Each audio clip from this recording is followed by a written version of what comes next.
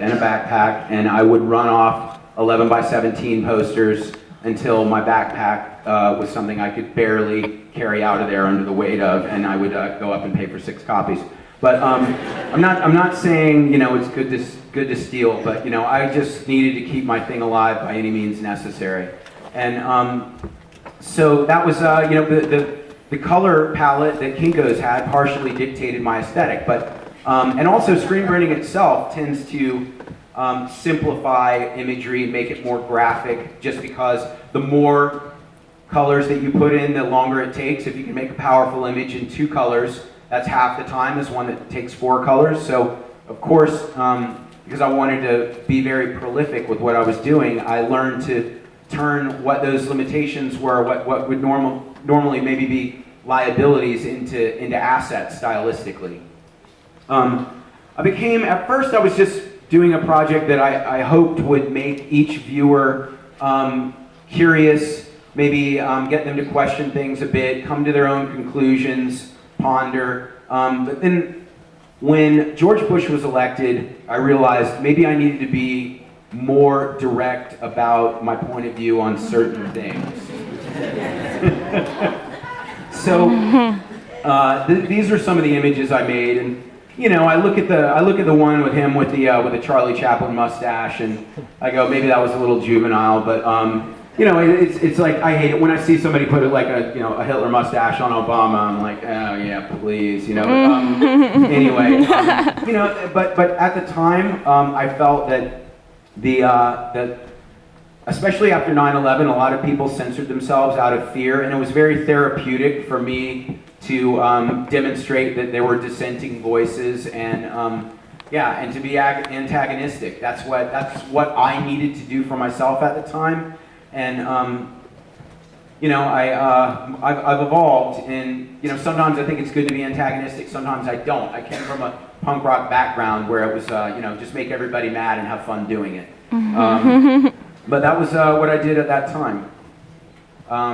You know, I made several pieces that were about the war in Iraq.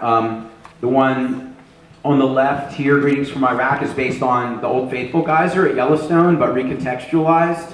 It, you know, rather than being an escapist destination that would make a great postcard in the United States, you know, it shows the harsh reality of Iraq. The sort of you know, glorification of symbols of Americana in the stamp format on the right, currency format, is you know, we're a lot of our foreign policy is dictated by the need for oil.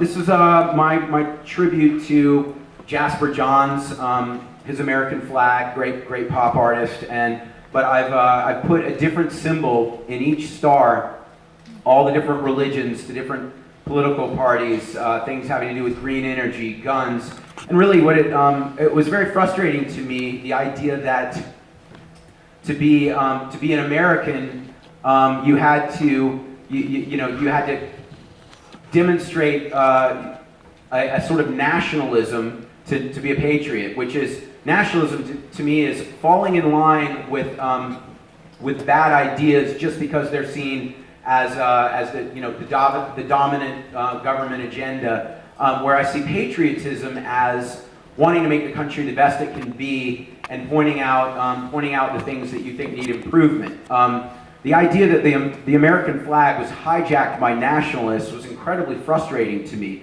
I felt that it was an image that should be it should be very malleable. It should be subject to any citizen's interpretation, and that however they perceive it as it applies to them is fair.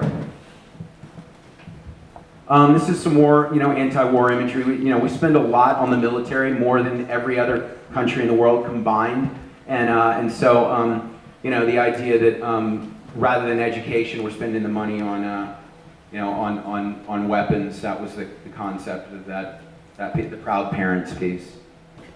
Yeah, you know, some of this stuff is you know, sense of humor. You know, I don't want my taxes to pay for the New World Odor. You know, our foreign policy was stinky around then. You know, I wish we were out of Afghanistan. I'm glad we're out of Iraq.